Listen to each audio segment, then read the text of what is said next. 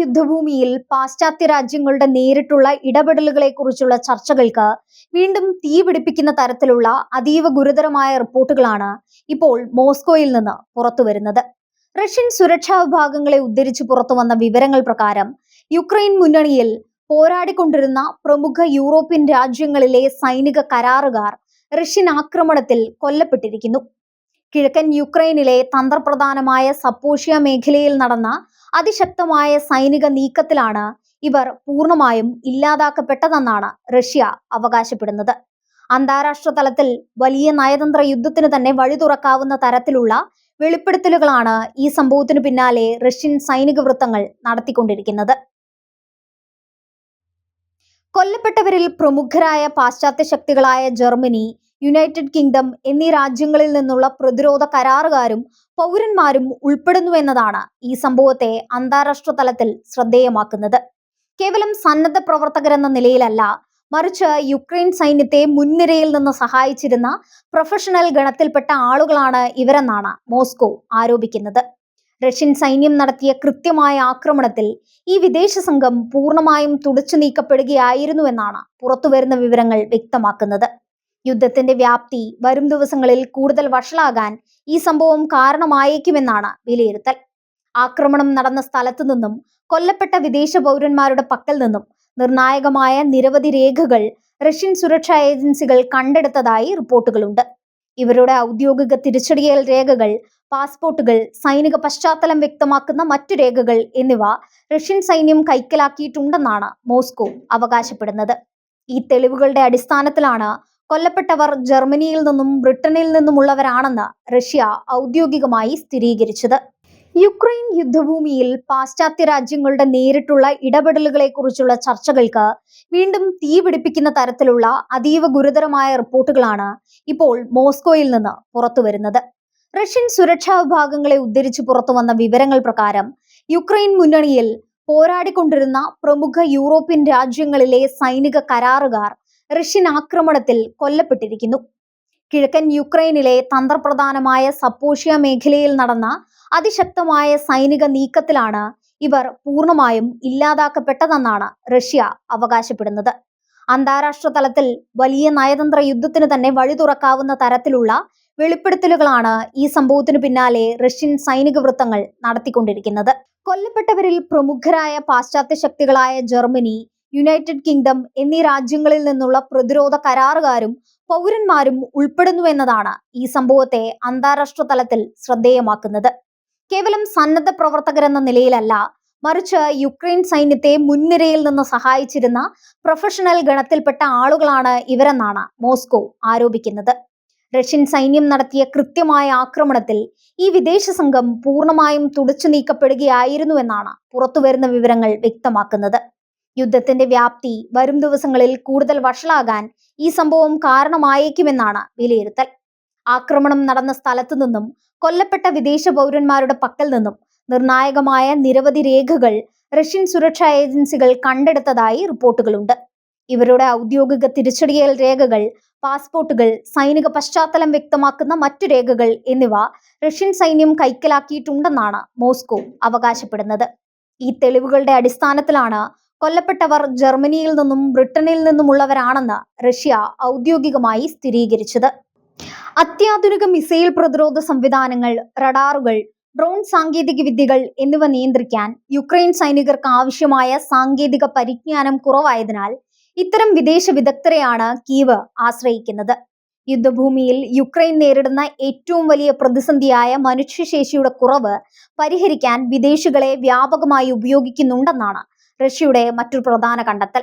European രാജ്യങ്ങളിൽ നിന്ന് മാത്രമല്ല, ലാറ്റിൻ അമേരിക്കൻ രാജ്യങ്ങളിൽ നിന്ന് പോലും നൂറുകണക്കിന് വിദേശ പോരാളികളെ യുക്രൈൻ തങ്ങളുടെ മുന്നണിയിലേക്ക് എത്തിച്ചിട്ടുണ്ടെന്ന് റഷ്യൻ സുരക്ഷാ വൃത്തങ്ങൾ അവകാശപ്പെടുന്നു. കൊളംബിയ, പെറു തുടങ്ങിയ രാജ്യങ്ങളിൽ നിന്നുള്ള മുൻ സൈനികരെ വലിയ തുക പ്രതിഫലം നൽകി യുക്രൈൻ യുദ്ധത്തിനായി റിക്രൂട്ട് ചെയ്യുന്ന വലിയൊരു ശൃംഖല തന്നെ നിലവിലുണ്ടെന്നാണ് മോസ്കോ വ്യക്തമാക്കുന്നത്. ഈ വിദേശ റിക്രൂട്ട്മെന്റുകൾ യുക്രൈന്റെ ആഭ്യന്തര തകർച്ചയുടെയും സൈനിക ക്ഷാമത്തിന്റെയും തെളിവാണെന്നാണ് റഷ്യൻ മാധ്യമങ്ങൾ വിലയിരുത്തുന്നത്. ദീർഘകാലമായി തുടരുന്ന യുദ്ധത്തിൽ സ്വന്തം സൈനികരിൽ ഭൂരിഭാഗവും കൊല്ലപ്പെടുകയോ പരിക്കേൽക്കുകയോ ചെയ്ത സാഹചര്യത്തിലാണ് കീവിന് വിദേശ സന്നദ്ധ പ്രവർത്തകരെയും കരാറുകാരെയും ആശ്രയിക്കേണ്ടി വരുന്നത്. എന്നാൽ ഇത്തരത്തിലെത്തുന്ന വിദേശികൾക്ക് യുക്രൈൻ മണ്ണിൽ യാതൊരുവിധ അന്താരാഷ്ട്ര യുദ്ധ നിയമങ്ങളുടെയും പരിരക്ഷ ലഭിക്കില്ലെന്ന് റഷ്യൻ പ്രതിരോധ മന്ത്രാലയം നേരത്തെ തന്നെ വ്യക്തമാക്കിയിട്ടുണ്ട്. അവരെ സാധാരണ യുദ്ധ തടവുകാരായി കാണില്ലെന്ന നിലപാടിലാണ് റഷ്യ. ജർമ്മൻ, ബ്രിട്ടീഷ് പൗരന്മാരുടെ മരണം ആ രാജ്യങ്ങളിലെ ആഭ്യന്തര രാഷ്ട്രീയത്തിലും വലിയ ചലനങ്ങൾ ഉണ്ടാക്കാൻ സാധ്യതയുണ്ട്. തങ്ങളുടെ രാജ്യത്തെ പൗരന്മാർ എങ്ങനെ യുക്രൈനിലെ യുദ്ധമുന്നണിയിൽ എത്തിപ്പെട്ടുവെന്ന ചോദ്യത്തിന് ലണ്ടനിലെയും ബെർലിനിലെയും ഭരണാധികാരികൾ മറുപടി പറയേണ്ടി വരും. ഔദ്യോഗികമായി സൈന്യത്തെ അയച്ചിട്ടില്ലെന്ന് വാദിക്കുമ്പോഴും തങ്ങളുടെ പ്രതിരോധ കരാറുകാർ റഷ്യൻ സൈന്യത്തിന്റെ നേരിട്ടുള്ള ആക്രമണത്തിനിരയാകുന്നത് പാശ്ചാത്യ സർക്കാരുകളെ പ്രതിരോധത്തിലാക്കും. ഈ വിഷയത്തിൽ ജർമ്മനിയുടെയും ബ്രിട്ടന്റെയും ഔദ്യോഗിക പ്രതികരണങ്ങൾക്കായി അന്താരാഷ്ട്ര സമൂഹം ഉറ്റുനോക്കുകയാണ്. റഷ്യ ഈ വിവരങ്ങൾ പുറത്തുവിട്ടതോടെ യുക്രൈൻ സൈന്യത്തിന്റെ ആത്മവിശ്വാസത്തിന് വലിയൊരു തിരിച്ചടിയാണ് ഏറ്റിരിക്കുന്നത്. തങ്ങളെ സഹായിക്കാനെത്തുന്ന വിദേശ പൗരന്മാർക്ക് പോലും റഷ്യൻ മിസൈലുകളിൽ നിന്നും ഡ്രോണുകളിൽ നിന്നും രക്ഷയില്ലെന്ന യാഥാർത്ഥ്യം വിദേശത്തു നിന്നുള്ള ഒഴുക്കിനെ ബാധിച്ചേക്കാം. സപ്പോഷിയയിലെ ഈ ആക്രമണം ഒരു തുടക്കം മാത്രമാണെന്നും യുക്രൈൻ നിയന്ത്രണത്തിലുള്ള പ്രദേശങ്ങളിൽ എവിടെയൊക്കെ വിദേശ സൈനിക സാന്നിധ്യമുണ്ടോ അവിടെയൊക്കെ ഇത്തരത്തിലുള്ള മാരക പ്രഹരങ്ങൾ തുടരുമെന്നുമാണ് റഷ്യൻ സൈനിക കമാൻഡർമാർ നൽകുന്ന സൂചന. വാസ്തവത്തിൽ കിഴക്കൻ യുക്രൈനിലെ യുദ്ധം ഇപ്പോൾ റഷ്യയും യുക്രൈനും തമ്മിലുള്ള ഒന്നല്ല, മറിച്ച് റഷ്യയും നാറ്റോ സഖ്യവും തമ്മിലുള്ള നേരിട്ടുള്ള യുദ്ധമായി മാറിക്കഴിഞ്ഞുവെന്ന് സ്ഥാപിക്കാനാണ് മോസ്കോ പരമാവധി ശ്രമിക്കുന്നത്.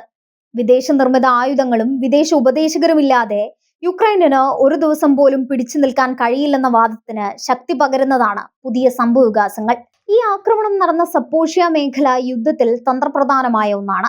ഇവിടെയുള്ള ആണവ നിലയത്തിന്റെ നിയന്ത്രണവും ഇരുഭാഗങ്ങൾക്കും ഒരേപോലെ പ്രധാനമാണ്. ഇത്തരമൊരു മേഖലയിൽ പാശ്ചാത്യ പ്രതിരോധ കരാറുകാർ തമ്പടിച്ചിരുന്നു എന്നത് റഷ്യയെ സംബന്ധിച്ച് അതീവ ഗൗരവമുള്ള കാര്യമായിരുന്നു. അവരുടെ സാന്നിധ്യം തിരിച്ചറിഞ്ഞ നിമിഷം മുതൽ റഷ്യൻ ഇന്റലിജൻസ് വിഭാഗം ഇവരെ നിരീക്ഷിച്ചു വരികയായിരുന്നുവെന്നാണ് റിപ്പോർട്ടുകൾ സൂചിപ്പിക്കുന്നത്. കൃത്യമായ പ്ലാനിങ്ങിലൂടെയാണ് ഇവരുടെ ഒളിത്താവളത്തിന് മേൽ റഷ്യൻ സൈന്യം മാരകമായ വ്യോമാക്രമണമോ മിസൈൽ ആക്രമണമോ നടത്തിയത്. ലാറ്റിൻ അമേരിക്കൻ രാജ്യങ്ങളിൽ നിന്നുള്ള സൈനികരുടെ വിന്യാസത്തെക്കുറിച്ചുള്ള റഷ്യയുടെ വെളിപ്പെടുത്തൽ യുദ്ധത്തിന്റെ പുതിയൊരു മുഖമാണ് തുറന്നു കാട്ടുന്നത്. കടുത്ത സാമ്പത്തിക പ്രതിസന്ധി അനുഭവിക്കുന്ന വികസ്വര രാജ്യങ്ങളിലെ മുൻ സൈനികരെയും യുവാക്കളെയും പണം നൽകി ആകർഷിച്ച് യുദ്ധഭൂമിയിലേക്ക് തള്ളിവിടുന്ന വലിയൊരു ബിസിനസ് ശൃംഖല ഇതിനു പിന്നിൽ പ്രവർത്തിക്കുന്നുണ്ടെന്നാണ് ആരോപണം. ഈ പാവപ്പെട്ട സൈനികരെ പാശ്ചാത്യ ശക്തികൾ തങ്ങളുടെ താല്പര്യങ്ങൾക്ക് വേണ്ടി ചാവേറുകളാക്കുകയാണെന്ന ആക്ഷേപവും റഷ്യൻ അനുകൂല കേന്ദ്രങ്ങൾ ഉയർത്തുന്നുണ്ട്. അതേസമയം യുക്രൈൻ ഈ വിഷയത്തിൽ ഇതുവരെ ഔദ്യോഗികമായ സ്ഥിരീകരണങ്ങളോ പ്രതികരണങ്ങളോ നടത്തിയിട്ടില്ല. സാധാരണയായി ഇത്തരം വലിയ നാശനഷ്ടങ്ങൾ പുറത്തു വരുമ്പോൾ തങ്ങളുടെ ഭാഗത്തു നിന്നുണ്ടാകുന്ന വീഴ്ചകൾ മറച്ചുവെക്കുകയോ അല്ലെങ്കിൽ അത് റഷ്യയുടെ വ്യാജ പ്രചാരണമാണെന്ന് തള്ളിക്കളയുകയോ ആണ് കീവിന്റെ പതിവ് രീതി. എന്നാൽ റഷ്യ രേഖകൾ അടക്കമുള്ള തെളിവുകൾ പുറത്തുവിടുമെന്ന് പ്രഖ്യാപിച്ച സാഹചര്യത്തിൽ യുക്രൈനും അവരുടെ പാശ്ചാത്യ സഖ്യകക്ഷികൾക്കും ഈ വിഷയത്തിൽ എത്ര നാൾ മൗനം പാലിക്കാൻ കഴിയുമെന്നത് കണ്ടറിയേണ്ടിയിരിക്കുന്നു. യുദ്ധഭൂമിയിലെ വിദേശികളുടെ സാന്നിധ്യം അന്താരാഷ്ട്ര യുദ്ധ നിയമങ്ങളുടെ ലംഘനമാണെന്ന വാദവും റഷ്യ ഉയർത്തുന്നുണ്ട്. അന്താരാഷ്ട്ര തലത്തിൽ അംഗീകരിക്കപ്പെട്ട സൈന്യത്തിന്റെ ഭാഗമല്ലാത്ത ഇത്തരം സായുധ കരാറുകാരെ ഉപയോഗിക്കുന്നത് യുദ്ധത്തെ കൂടുതൽ ക്രൂരവും അനിയന്ത്രിതവുമാക്കുമെന്നാണ് റഷ്യൻ വിദേശകാര്യ മന്ത്രാലയം മുന്നറിയിപ്പ് നൽകുന്നത്. തങ്ങളുടെ രാജ്യത്തിന്റെ സുരക്ഷയ്ക്ക് ഭീഷണിയാകുന്ന ആരെയും അവർ ഏത് രാജ്യക്കാരായാലും വേട്ടയാടുക തന്നെ ചെയ്യുമെന്ന കർശന നിലപാടിലാണ് റഷ്യൻ സൈന്യം.